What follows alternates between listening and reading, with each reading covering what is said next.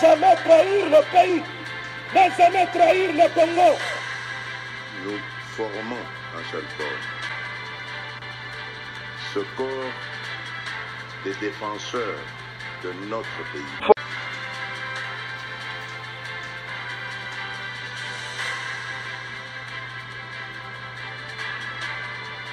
Bonsoir, bonsoir, bonjour, c'est Congo News 24.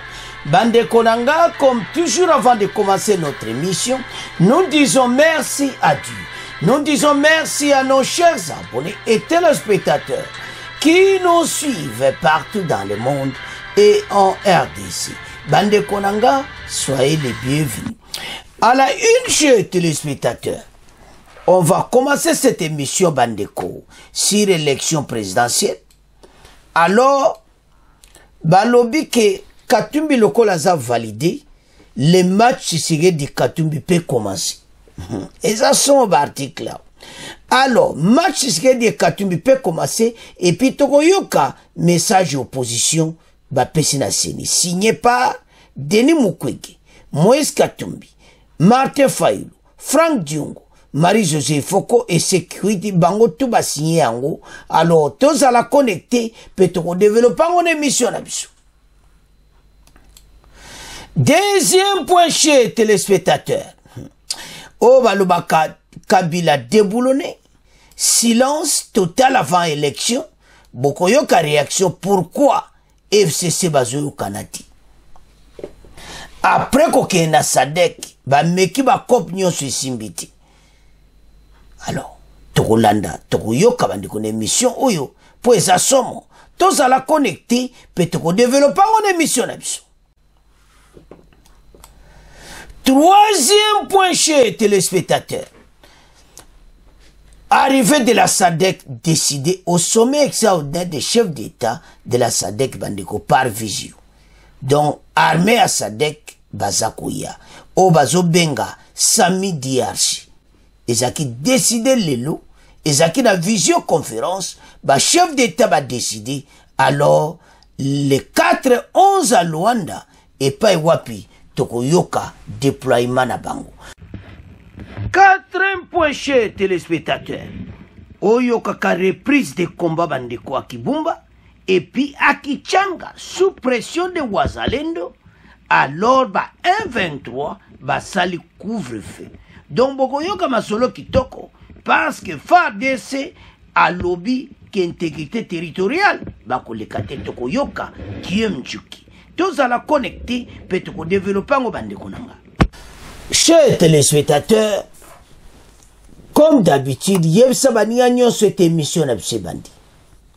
Toko bande émission n'abse bandeko, toko kende directement l'élection présidentielle, et pas wapi, ba réaction ndenge na ndenge, pour la validation ya Nene Katumbi, batuna bomba zana fête ya kosakanati, alors l'avenir de Katumbi.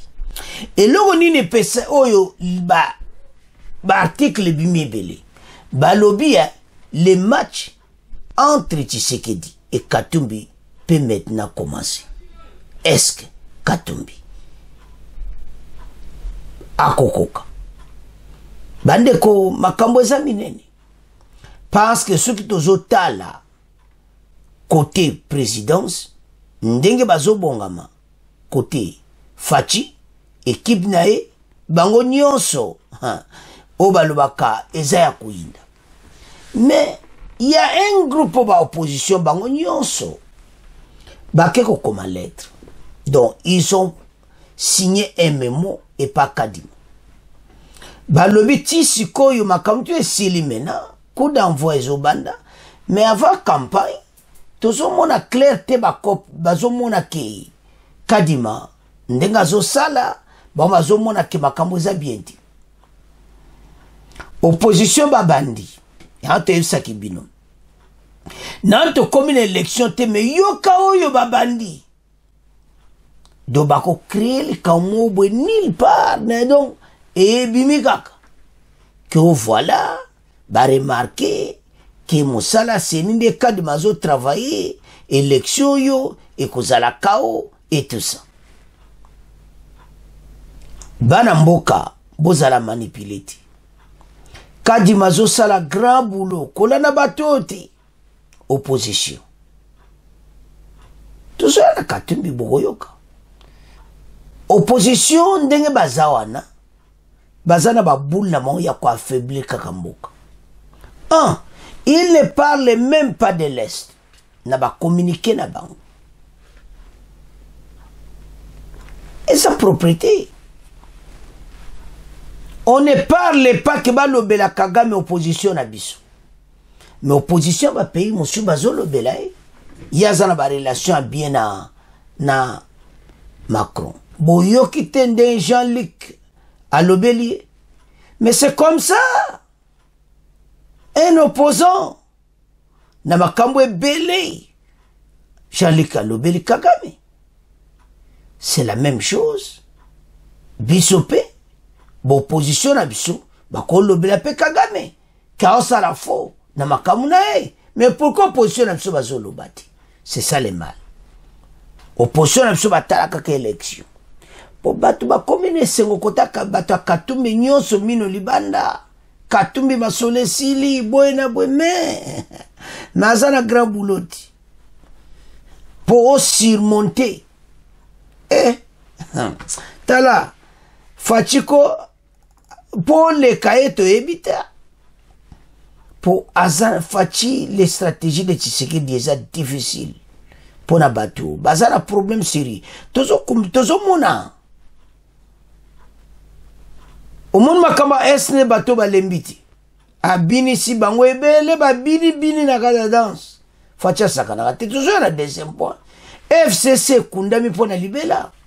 Et puis là, je peux donner qu'à Facha, le a déboulonné FCC. Mais tout ça, na point. Alors, et l'autre, le bas, c'est que, les Congolais te comprendre une chose. Les partis politiques na biso, bazo sala musana bango tindenge ifale basala. On dirait bazo yaka pona kopa yi moko abima soki mokonzi et tout ça. Bazana plan mon côté où bazo yana ngopona population. Parce que on a battu à Zolo Bakaka jamais nous, le peuple congolais. Alors, maintenant, na ba action na bango nyonso. Les bako présenter et c'est vous un impact devant Oya Mokonza Mboka. On ne peut pas sûr. Tous assurés. Bata Katumbi ba tchétché ba kele lawa. Ba komba fanatique. Bomoni déjà bozo bina déjà na kati sang. Ozomona. Alors maintenant ba valider bango nyonso, ils sont très contents. Mais ba bimisi ba dossier mususu. Totanga. Match Tshisekedi et Katumbi peut commencer. Message de l'opposition à la CENI. Bandeko tozoyano ya Katumbi to banano awa. La République démocratique du Congo est une cinquantaine de jours de la tenue des élections générales. Donc est à une cinquantaine de jours. Cependant, quelques candidats de l'opposition qui ont postulé à la présidentielle ont à travers un communiqué conjoint alerté un manque délibéré de transparence du processus. Donc déjà, Basako critiqué Kadima, que transparence est athée, Kadima osala boulot bien té. Donc, aux hommes de l'opposition, bayaka na makam na bango. Yango na mboka tala, bato yo ba très compliqué. Kadima asali nini. Eloko nini Kadima ayena ngote. Eloko nini musala o Kadima zo sala. Bozo monate. Alors, bandeko, makambo eza grave. So tala dossier o mona clairement te. Bato yo bazana baboul mosusu. Mais, eza mwa pasi. Basangane ensemble bapesi communiquer oyo. Autant aux autant en otalo le bia bato yo. Avançons. Les communiqués pour les scientifiques de Moïse Katumbi, Martin Fayulu, Denis Mukwege, Franck Diongo, Marie-José Ifoku et Sef Kikuni, je m'excuse. Ces derniers indiquent que la CENI est en train d'entretenir le flou du processus électoral. flou nini électoral kadimaza komema. Ah, Batouyo. Si les aspects financiers, logistiques et organisationnels, d'après leur évaluation, augurent des élections chaotiques. Mais bozo sepelati. Ba kombonyo seza publié. Boyel suna ba dossier na mnebandiwana. Pour eux, la tenue de bonnes élections en décembre demeure plus que jamais un enjeu majeur pour la paix et la cohésion sociale. Depuis le début du processus électoral de la CENI, prend de plus en plus de liberté avec la loi et le calendrier électoral. Elle cautionne par ailleurs de nombreuses irrégularités qui compromettent gravement la concorde nationale et la paix civile dans les pays. Renseigne le communiqué publié, signé par Mukwege, Martin Fayulu, Bango nyonso ande bozomona. Ah, nzambe na ngai. Bon, total, batoyo, makamoza mobulu. Les inquiétudes concernent aussi les irrégularités sans aucun consensus, qui ne sont déroulées depuis la période de l'enrôlement des électeurs. Entre autres, la mauvaise qualité des cartes d'électeurs, le refus par la CENI d'un audit indépendant, ainsi que la non-publication des listes des électeurs et la cartographie complète des bureaux de vote, le non-respect du calendrier électoral. Il est nécessaire qu'à quelques jours de la campagne électorale, des mesures urgentes soient prises pour sauver le processus électoral, ont-ils recommandé. Mais également une solution pour résoudre la question des duplicateurs de cartes devenus illisibles à cause de la mauvaise qualité et celle-ci essentielle à la CENI. Donc, ce qui est à la bateau, balobaki liboso bako participer. Bozola na bandeko. D'abord, balobaki ki bango. En tout cas, mais lelo bango tout ba posé ba candidature. Bozo mona te bandeko. Donc, baza bato ba kriaka makam. Yango to telema. Parce que bandi boete lobi koyoka ba krier li kamususu. Voilà. Oyo, Kadimasi a sali pour le moment wa Congolais, tous à la sur. Un grand boulot et salami. Mais bateau, jamais ba kondima yango. Il préfère, baya, na bama solo andenge nandenge, ba crier oyo wana, mais, ba Congolais ba yebete Kadima a sali vrai boulot. Ba carte d'électeur a bo yebi kandenge za. Ya en question bande ko baza kotuna. Pourquoi vous participez ceux qui bolinga gite? Ceux qui vont qui m'a cambo tout beau le MAB. Manipulation. Ce n'est pas comme ça. Alors, wana et Zala qui bango to développer ensemble. Maintenant, parlons de Katumbi. Le match de Katumbi peut commencer. La Cour constitutionnelle a validé ce lundi 30 octobre la candidature de l'ancien gouverneur de la province de Katanga et puis Balobi match bandi. Donc, Makambo ndenge Katumbi azo kenango. Total. Mais, na côté na bango, ba lobby, ba sepeli, ba bini ya kosakana te. Pona bango ba monete en tout cas, kitoko. Mais, maintenant, tozotala ndenge nini. Et yango masole ko banda. Parce que, fait yo bango bazo sala, pour le moment, baza pena nesengo kosakana te. C'est Katumbi, Bokoyoka, Bokoyoka, ba, nouvelle ebele, et tout ça, ndenge nini, bazako proposer, ndenge nini, bazo préparer, ndenge nini, Katumbi a quoi avancer, et tout ça. Est-ce que, akokoka, qu'on domine les chefs de l'État? Bah, ça a un problème sérieux. Parce que côté Fachi, ma solé, c'est à Kosakanati, tout développé. Un sentiment de joie et une forte détermination à gagner ce combat à la loyale. C'est la première réaction du camp Katumbi après la validation de la candidature ces dernières à l'élection présidentielle par la Cour constitutionnelle. Mais Christian Mando, le haut représentant de Moïse Katumbi, a dit souci à se faire. Et il est dit au micro de Jean Gandou. C'est un sentiment de joie et en même temps une forte détermination parce que Moïse Katumbi est déterminé à relever l'honneur du Congo et avec sa validation définitive comme candidat, nous sommes maintenant sûrs de la victoire. Nous voulons mener le combat à la loyale et pour nous, c'était ça notre souci, que le meilleur gagne. Mais nous avons une inquiétude par rapport à la Cour constitutionnelle. Vous avez suivi le procureur général qui a proclamé sur le banc que la plainte de Seti Kikouni était irrecevable parce que fort clos, alors qu'il a demandé d'analyser la plainte contre Moïse Katumbi. Donc pour nous, c'est un sujet où nous devons rester attentifs parce que ça montre déjà un parti pris. Et nous disons que nous voulons que les choses se passent dans l'ordre, à la loyale, et nous allons gagner ce combat à la loyale. Vous avez dit la fois dernière que la CENI qui avait 0 est allée à 4/10. Et maintenant, est-ce que le processus a réellement avancé d'après vous par rapport aux appréhensions que vous aviez? Le processus a avancé parce qu'il faut reconnaître qu'il y a l'inclusivité. C'est le peuple maintenant qui doit décider par rapport à tous les arguments que les uns et les autres peuvent avoir, qui le peuple va choisir et qui le peuple ne va pas choisir. Toba ananda bango nyoso ba signé communiqué ba lobby que kuna désordre CENI boy na boy manipulation. Mais pourquoi vous avez posé les candidatures? Pourquoi vous avez accepté d'y aller?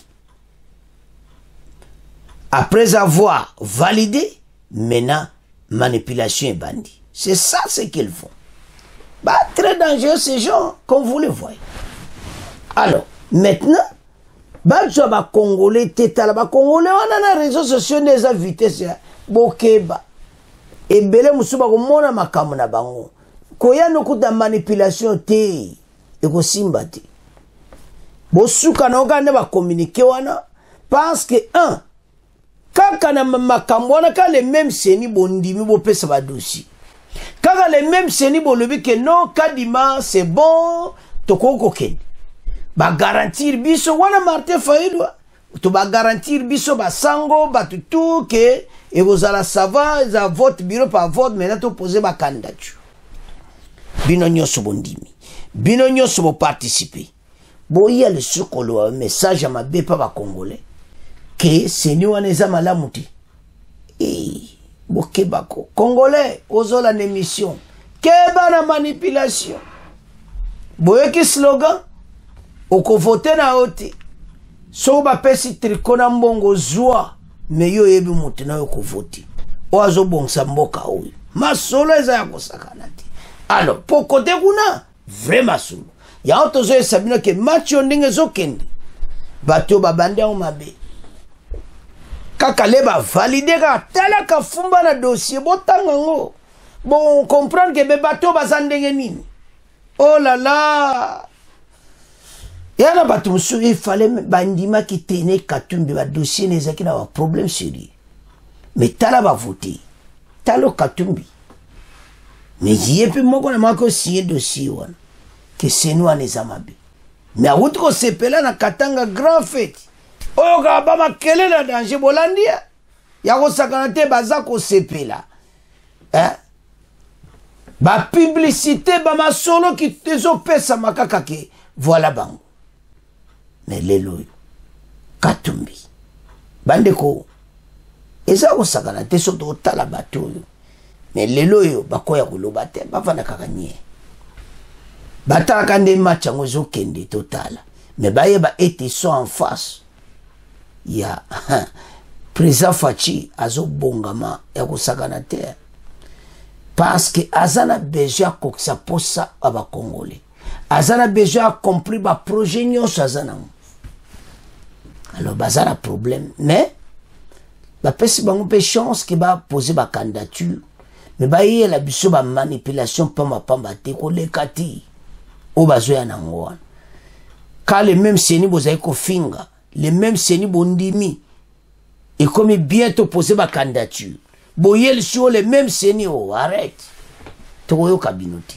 Alors chers téléspectateurs tolandi biso nyonso ete baza prêt bango nyonso masolo zobanda le match ya Katumbi balobi entre Fachi na Katumbi nde bazomona ke match eza makasi wato tika wana bino mo bonde botanga bo développer bisozo le kasiko na deuxième point déboulonnage.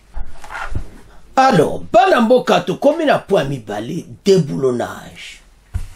Tango fatia loba ki ako déboulonner dictature ya banka nyonso a PPRD bato ba mona ki on kakabo. Déboulonnage salani. Balobi FCC et comme na silence ko sakati. Biso bato lobi te. Bandeko Bokoyoka ezaba français mutu ba bandi débat oyo. Ba français ba lever des silences de Kabila à quelques mois des élections. Pourquoi? Ba yo pesa lisuka bango moko na kati ya masolo ete ndenge bazawana. D'abord balobi ke yeba lobaka ne mingi te. Balobi ke à partir où ba député tout ba kitaki selon silence na ye. Donc FCC keina pending ezona FCC za déboulonné ndeng problème sur pour la liberté donc mawa trop bako se rétablir comment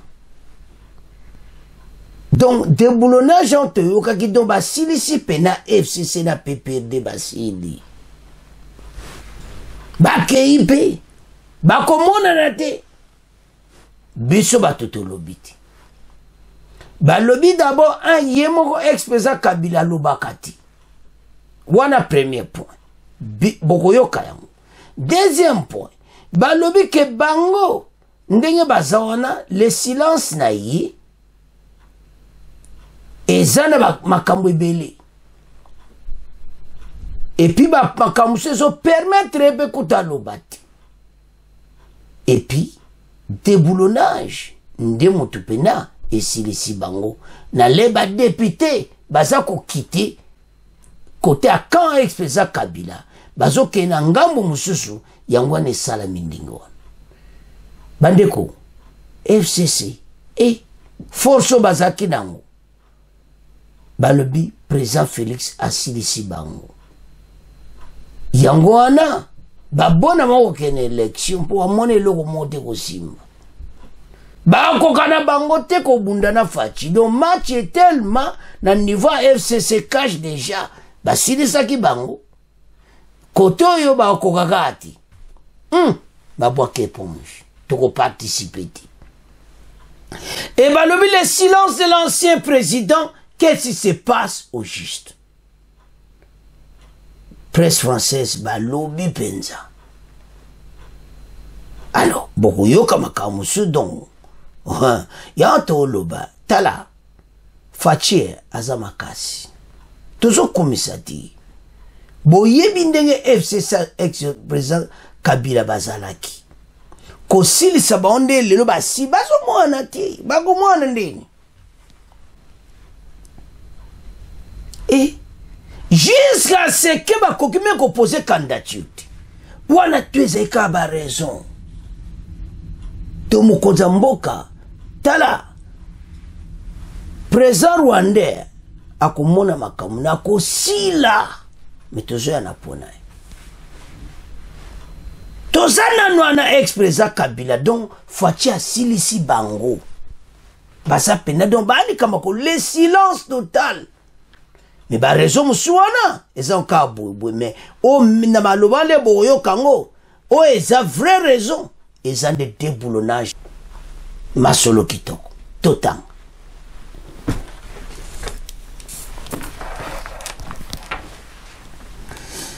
O baloba kesi yindi élection RDC, le silence de Joseph Kabila interroge à 2 mois de l'élection présidentielle. Joseph Kabila ne s'est toujours pas exprimé publiquement sur le scrutin. Comment expliquer la discrétion médiatique de l'ancien président congolais? Quel pourrait être l'avenir de sa formation politique, sachant que le FCC boycotte les élections? Basili et Koufi, FCC chaos technique. Pourquoi? Obaluba kesi yindi. Talabana mboka. Ezama kamoko très sérieux. Ce qui va lobby que déboulonnage n'enge salamaki. Force bazaki nango na FCC. le silence ekoti balobi ba vérité belé tozotiela bino. L'heure est grave, déboulonnage total. Alors, sans plus tarder, toyoka déboulonnage ndenge makamango elekaki ndenge bazotuna ba question bon to avancer l'émission na biso. Nous vient de Kampala. Bonjour Zoé. Bonjour le radio RFI. On vous écoute. À l'RDC, à 2 mois des élections présidentielles, Joseph Kabila n'est pas encore s'exprimer publiquement.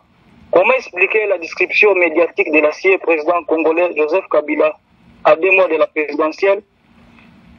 Alors pour vous répondre, nous sommes en ligne avec l'analyste Itiel Batumike, chercheur à Ebouteli, c'est l'Institut congolais de recherche sur la politique, la gouvernance et la violence. Bonjour Itiel Batumike. Bonjour. Ça fait plusieurs années maintenant que la communication de Joseph Kabila est très contrôlée, mais là, il est absent, reclus au Katanga. La dernière réunion qu'on lui connaît avec sa coalition date du mois de juin. Pourquoi est-ce qu'il est aussi discret selon vous? Il y a des raisons qui peuvent expliquer sa discrétion. C'est d'abord, de par son ADN, Joseph Kabila, c'est quelqu'un de très réservé. Même quand il était au pouvoir, il s'exprimait très rarement. Donc, il disait même à un moment qu'il faut parler que lorsque ce qu'on a à dire est plus important que le silence. Et donc, face aux enjeux, je pense qu'il estime qu'il n'est pas important de se prononcer. Et ce silence-là qu'il entretient, en fait, peut être considéré comme sa force dans une certaine mesure, dans la mesure où ce silence crée un mythe autour de sa personne.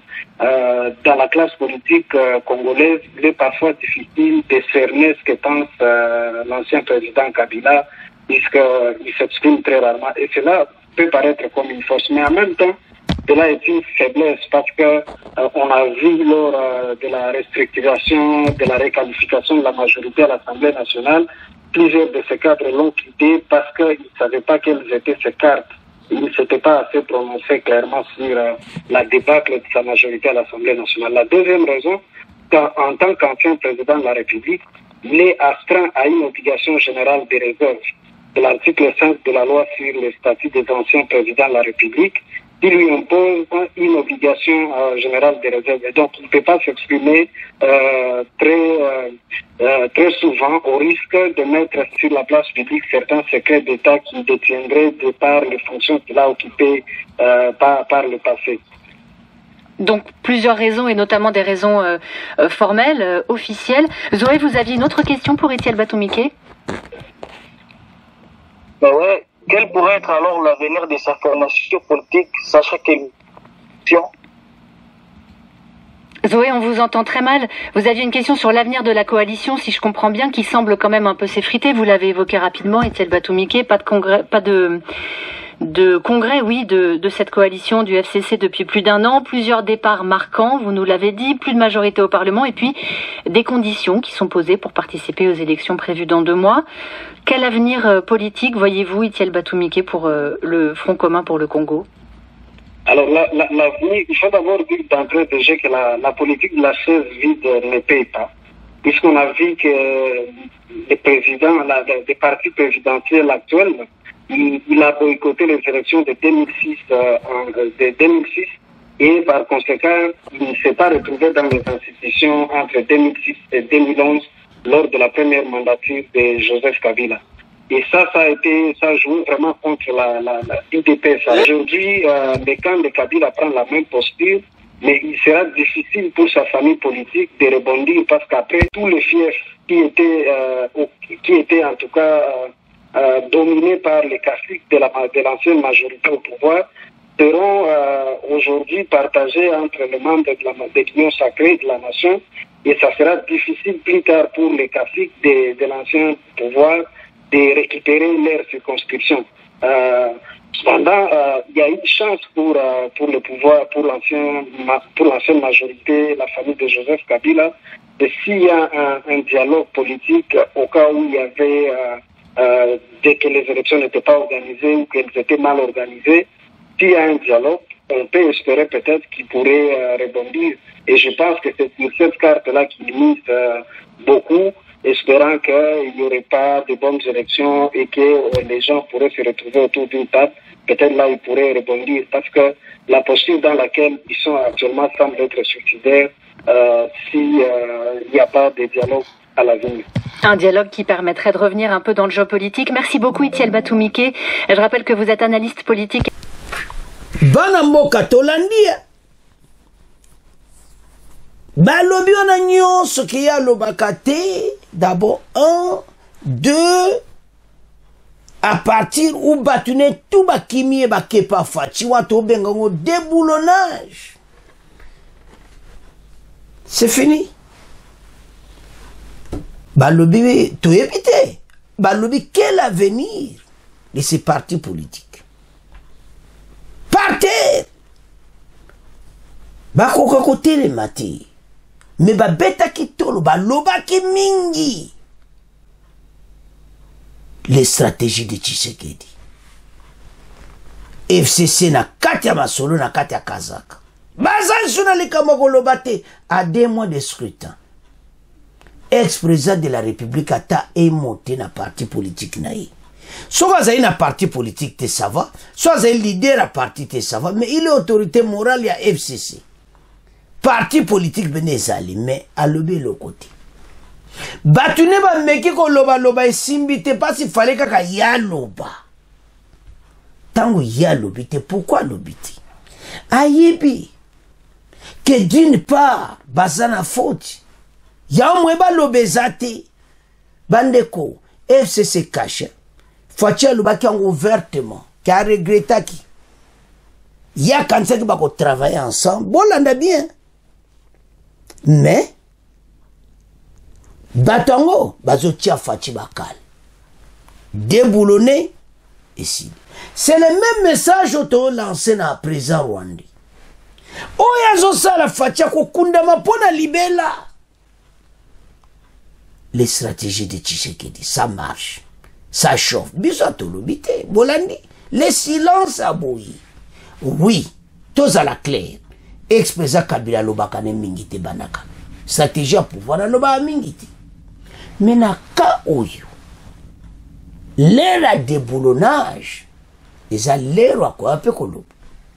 Pourquoi lobakite? Yimo kwa yebi. Parce que peut-être ba meki meto sa nisiko. Atala na batu na ibango to abime basimika mutu to sani. Bakei. Oh. Na ba proche. Ba mende batuana tout ils ont tous quitté. Yango ba ikolo bake le silence na ye eza un grand problème. Akosala ndenge nini.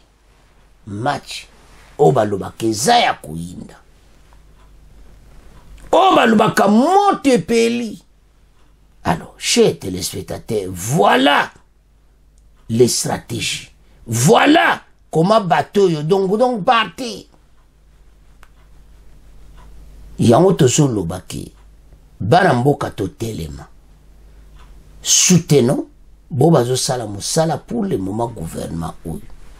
Pas c'est facile ti. Ndinge to yeba ki FCC PPRD.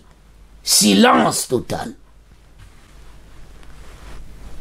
Boyeba ke mokonza moka masolo kitoko. Parce que bango batamusa ki mboko depuis 18 ans.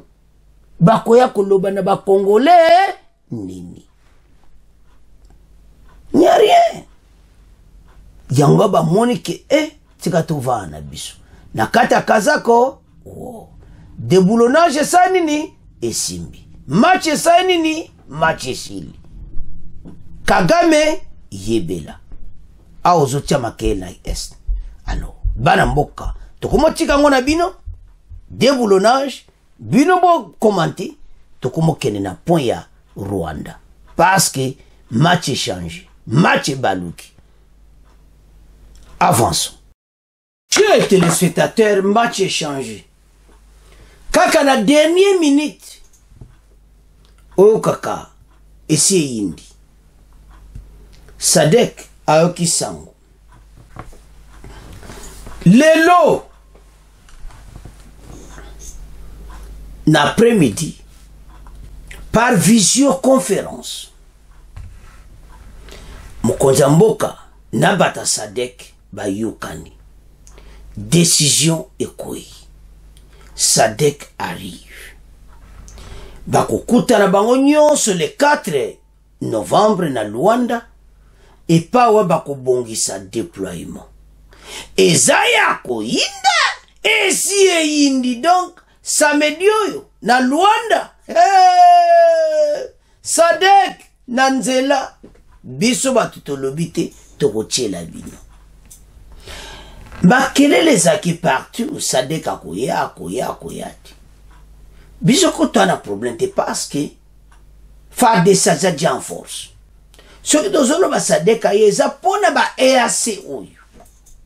Au lieu que Fade Sasa la remise et reprise na bango, pourquoi dozolo ba bongo? Le problème de Bunagana et pas ba Ugande baza elingezala un grand problème pona remise et reprise. Uganda alingaki kolinga yango te.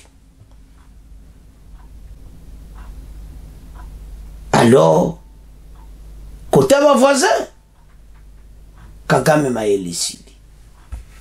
Parce que ya yebaike, Soki, EAC, Kenya, Soudan, bapesi Rumangabo na Kibumba. Kechanga pa wapi, arma Burundi baza bapesi yango na FARDC. Kiwanza na Bunagana bango bakolinga te bapesa yango na FARDC bakopesa yango na barebel wana. Ya RDF, armée rwandaise. Et maintenant, arrivé à Sadek et changer de dynamique nyonso, masolo nyonso comme un rythme mususu. Mathieu Baluki. Parce que batu nyonso ont confirmé que Sadek a koya discuté. Comme il a la surprise.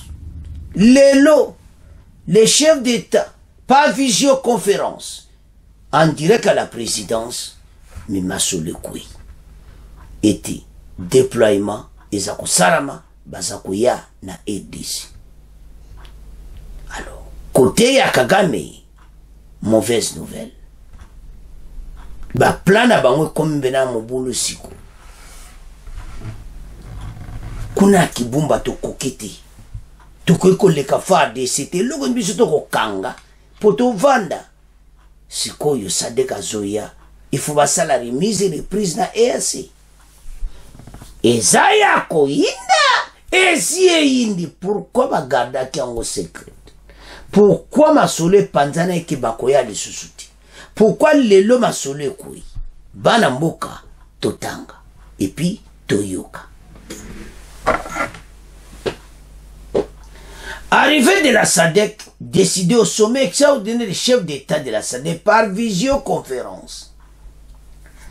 Le président Félix Tshisekedi a pris part ce mardi par visioconférence au sommet extraordinaire de la SADC, la situation sécurité dans l'Est de la RDC et le déploiement de la mission de la SADC Sami Diarsi était au centre de cette réunion. Et Zayako Inda, et si Indi, donc déploiement bandiko. Oh, Zayako Inda, Kagame. Bobandaga passe déjà pour ça la remise et reprise dans EAC. Vraiment solo kito koboyo yakasiko. Ah, les chefs d'État des pays membres de la SADC News ont à l'unanimité réitéré leur engagement à contribuer à restaurer la paix dans l'Est de la RDC. Ils se sont félicités des avancées significatives enregistrées dans le processus de déploiement de la Sami Diarsi. C'est une avancée de déploiement dans la RDC. Le président Tshisekedi a fait part à ses pairs des réunions techniques des chefs d'état-major et des ministres de défense des pays contributeurs des troupes de la SADC qui se tiennent à Kinshasa. Ce sommet se poursuivra en présentiel le 4-11-2023 à Luanda, en Angola. En Angola, pas bakobongisa, ndenge nini bango bakoya. Banamboka, Kagame, ndega zawana, Mayele Sili. Akoloba nini? C'est fini, match Sili, donc match betami nangope match Sili. Kagame yebela. Parce que, eza makambo moko donc ozoyoka ke masolo eza ya kosakana te parce que tozoganye match oyo parce que bazoyoka te bazokontinue makelele bazokoka pe te FARDC azokoentretenir bango bokoyoka parce que tala bana mboka match eza ya kosakana te donc eza makambo moko très sérieux alors toyoka confirmation bongo to avancer na émission na biso bitumba bizali kongala na monile ya ekolo Congo démocratique bizalaki kati na masolo bakonzi ba bikolo bya SADC likitalia kitali ya bikolo bya Afrika yanse basali lelo na nzela ya visioconférence kolanda liyebisi ya ndako ya misala ya sango ya mokonzi ya ekolo Congo démocratique Félix Tshisekedi ya RDC lokola bakonzi basusu ba bikolo baye bazalaki na bokutani boye basepeli ndenge bobongisambi bwa botindi mampinga mabango na misala mibengami sami DRC misala mango mizali kokende liboso bakonzi ba bikolo bya SADC bazongeli bongo kondima lisusu bolingi bwa bango ya kopesa maboko na bozongisa mina kimia na ngambo ya monyele ya ekolo Congo démocratique kolanda misala ya présidence ya RDC bakonzi ba bikolo baye ba telemisi bongo misala ya bango lelo pe bakozongela yango omokolo mwa mposo mwa minei ya sanza ya zomi na moko na Luanda na mboka Angola. Alors, bana mboka tolandi biso nyonso confirmation toyoki ke SADC aza koya donc eza clairement bango bakosala remise et reprise et na remise et reprise eza clairement ete SADC ba place nyonso avandi place nyonso place bango bavandi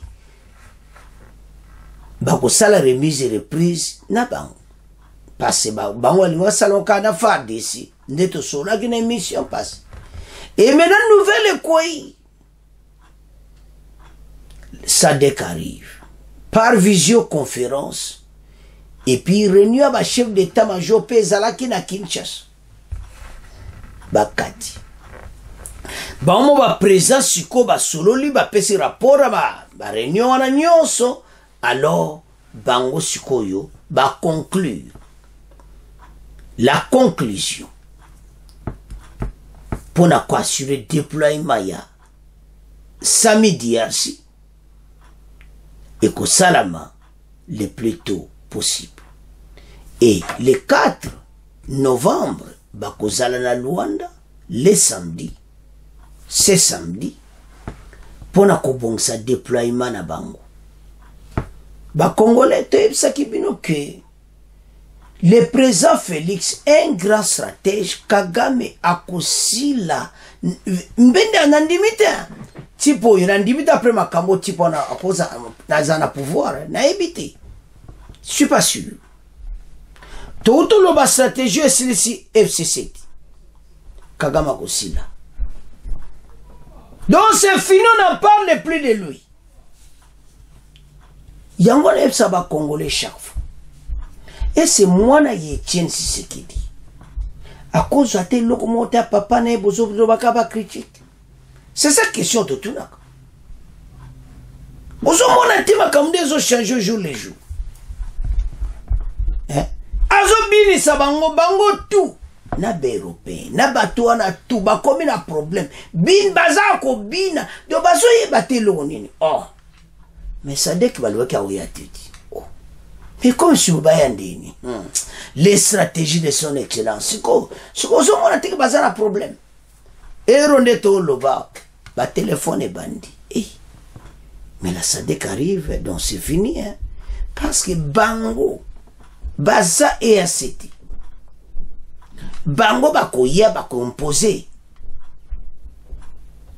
bato bakena cantonnement balingi te bayambi yango osomona mokonza mboka azo travailler pour na intérêt ba congolais bana Nord Kivu bolanda situation ezo passé kuna bozo mona makambo wana nyonso na sima nango ya des stratégies oyo fallait kende ndenge wana passe bandoki ya Congo baza partout tina kati ya RDC balingi guerre wana esila te mais mokonza mboka ye po asilisa guerre et puis alobaki bien et répéter lisusu te esila mpona libela toboyi lobi 1-23 mosusu ebima yango tina makambo nyonso ebimi ayebisa ba Rwanda baza na RDC biso za problème na bino te tona problème na régime wana nde un jour sobo tu président mosusu il l'avait dit bokomona ba relation ekozala fachi alingaki boye te me nzoka nde ya continue alinga continue kaka ndenga azaki liboso na ex-président Kabila ndenga azaki liboso depuis de 20 ans na EDC ya alingaki a continue marche wana a affaiblir armée na biso fachi alubi epa nange kosimba te. C'est ça le problème. Tala likambo bwe mutu mwaza osala yosikoli ngobima likambo wana eza facile te passe bakota na badimisa do ba Rwanda bakota bata batu musu bayaki na moka nde mutu nyonso ayaka na yene na RDC ba Rwanda ona tout yaya azwa bango na action yango na makambo to moni passe na mboka mais meneza les sociétés mboka ezokende bien tozo déboulonner tout le monde o bazolinga batia mboko mobulu bakoza libanda na yemoko ako vivre yango azomona dia makamna alors bana mboka commentaire mingi ate ça décarive maintenant to pesa bino compte rendu na Nord Kivu.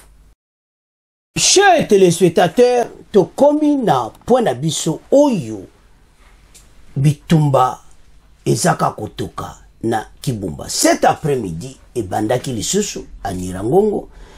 Alors, bateau yo bakomi devant un problème babeli liboma. Bakomi troublé tellement que FARDC a menacé bangona bakomi na impossibilité bakangami baza en otage. Bazo koka ko avancer te. Donc baza pena bloqué donc mosala pena zokene kitoko. Alors maintenant FARDC a yipé ce message de pas ba Congolais et population zala non na kimia et zana contrôle na biso bazana place te ya koleka to bloqué kaka bango soto sisa moto osisa bango.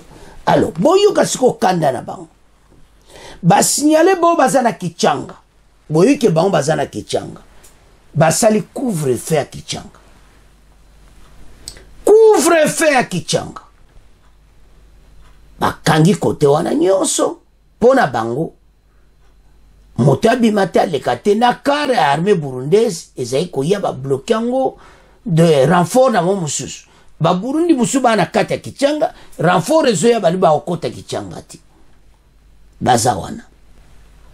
Donc ba komi tourmenti pas ce côté qui Bumba va perdre ba sune loko salati so bali ba kanga baona maboba okanga baza bena wana en secret ba wazalendo bazotia pression côté Kichanga ba moni kifu ba sala couvre-feu pas ce pression ba wazalendo eza ya kosakana ti ba kokati bana mboka. Alors bokoyoka na émission oyo mais totanga nano oezo leka na Kibumba après tokoya na Kichanga bomona ndeni babeli liboma basali couvre-feu na Kichanga. Alors chers téléspectateurs bazawana bakomi na problème sérieux. Le porte-parole du Nord Kivu colonel Guillaume Djike accuse mardi 31 octobre l'armée rwandaise sous la belle du M23 de tenter d'occuper des positions initiales de FARDC à Kibumba au versant du volcan Nirangongo. Bakansaki bakokoka et Simbiti. Cet officier militaire l'a dit dans un entretien accordé à Radio Okapi. Colonel Guillaume Djika assure que l'armée a le devoir de protéger ses positions initiales, les civils et l'intégrité nationale. Donc, bango ba komo na ba kota ki bumbati. Pe ba kotika la kokota li chute ba perdre dango pona libela. Nous vous rassurons et profitons pour rassurer que notre population, qui n'est nullement question pour les FARDC de laisser l'armée rwandaise opérer sous le label du M23, tenter de continuer à occuper quelques-unes des positions de FARDC comme c'est le cas actuellement à Kibumba, au versant de Nirangongo. Il est également indiqué que l'armée congolaise continue à observer les cessez-le-feu sur instruction des chefs d'État de la région. Mais elle a le devoir de protéger ses positions initiales, de protéger la population, l'intégrité du territoire. Il y a cela 10 jours que les affrontements ont repris avec forte intensité entre les FARDC et les groupes armés locaux contre les rebelles et M23, les alliés dans la partie ouest de Kibumba et Boumba. Des tirs d'artillerie lourde sont entendus par le parc national de Virunga. Donc, neto l'après-midi à Oezongi Nango, mais bazana plasté. Ils sont toujours en débandade. Sukhoi, biloko belé, ils ont déployé, bazana problème sérieux, ba drone, donc bazana maelelisusuti. Président rwandais, yebela. Machinayo, eza kukufa. Alors, Tolanda, Guillaume Djike, bon après to kena kichanga. En province, les affrontements ont encore repris avec forte intensité en début d'après-midi ce mardi entre les FARDC, les groupes armés locaux, contre les rebelles du M23 et leurs alliés dans la partie ouest de Kibumba et Buhumba. Des tirs d'artillerie lourdes sont entendus dans le parc national des Virunga. L'armée a le devoir de protéger ses positions initiales, les civils et l'intégrité nationale, justifie le porte-parole du gouverneur militaire du Nord Kivu. Pour le lieutenant-colonel Guillaume Ndjike Kaiko, malgré le fait que l'armée congolaise reste respectueuse du cessez-le-feu, elle a cependant ses devoirs à remplir. Lieutenant-colonel Ndjike Kaiko dans ses propos recueillis par Denise Lukeso. Nous vous rassurons et nous profitons pour rassurer notre population qu'il n'est nullement question, alors nullement question pour les forces armées de la République démocratique du Congo de laisser l'armée rwandaise opérant sous le label de M23 de tenter ou de continuer à tenter à occuper quelques-unes des positions initiales des forces armées de la République démocratique du Congo. Comme c'est le cas actuellement à Kibumba, au versant du volcan Nyiragongo. Cela fait à peu près 10 jours que l'ennemi tente d'occuper cette position initiale des forces armées de la République démocratique du Congo.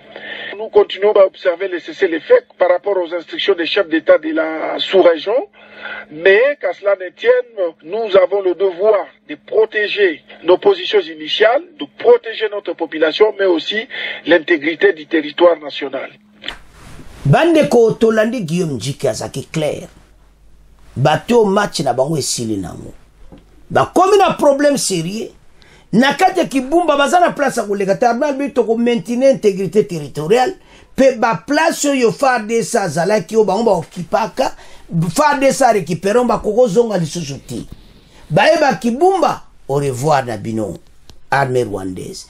Rumangaba kotona tout au revoir Nyiragongo bozana place ko yati. Bolandi ndebe expliquer sile na bango. Baza sune lokote. Ya bana mboka totelema. Macho tozanango eza ya kosakana te. Alors, maintenant eloni basali. Bon basana kichanga. Basali couvre-feu. Moto abimate, moto akotate ba pesina ba air na bango. Bango bazo kansa ba koma mona pena ke film. Bakena kanda wana bakena baliyese na kichanga bosaka couvre-feu moto akotate po awa mweni so ezate. Basa o basa na Kibumba basa place a kolekati. Armée rwandaise a comme un problème ya kokotsa renfort. Alors sur un problème parce que FARDC a remarqué ba entrer na bango faut ba kanga yango. Alors bazana problème sérinde to l'année Guillaume Djike azaki clair. To maintenir yango. Maintenant a Kichanga et pas wapi bateau bazo sale susu couvre-feu. Boyoka Totanga. Oyokaka ils sont là bakene na Kichanga basali couvre-feu na bango do pona bango la ba monika ke awa tokosala couvre-feu pe masolo ekosimba alors ke ekosimba te. Alors baluki bakangi partout nde bango nde batelemi baza na se wana tout cela bakangi libanda Kichanga.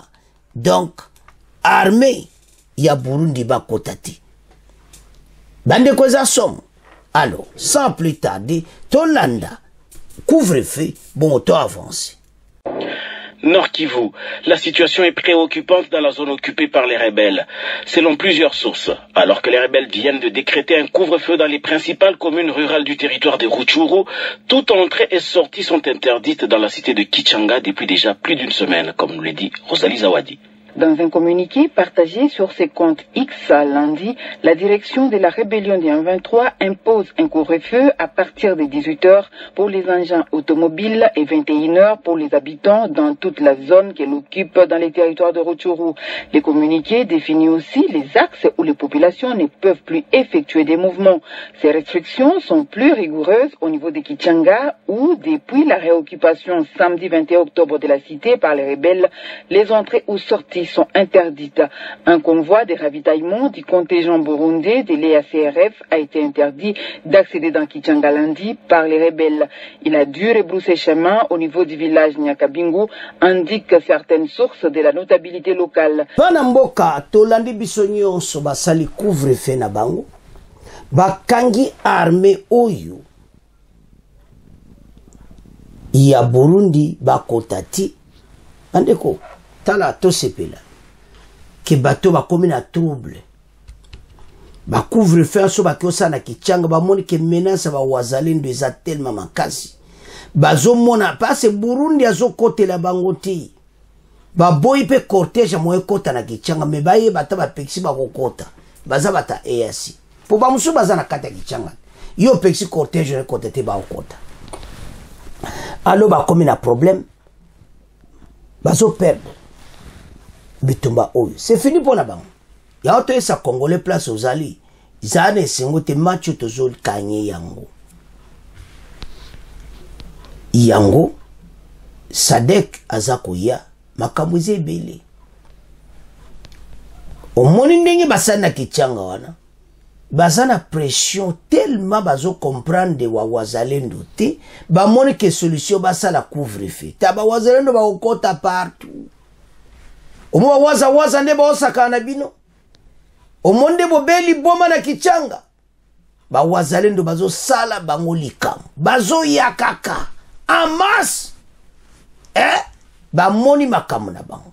Alors bana mboka tolandi biso nyonso bitumba etoki le na poko kusakana ti yango ba signaler groupe la bango bazana Kichanga na Frank Kichanga balibosa la couvre-feu me baye ba ete bazana échec bitumba ozo koma na suka peto zo gayango bana mboka to telema pona edisi bandoka Kongo nyonso bakozala parte.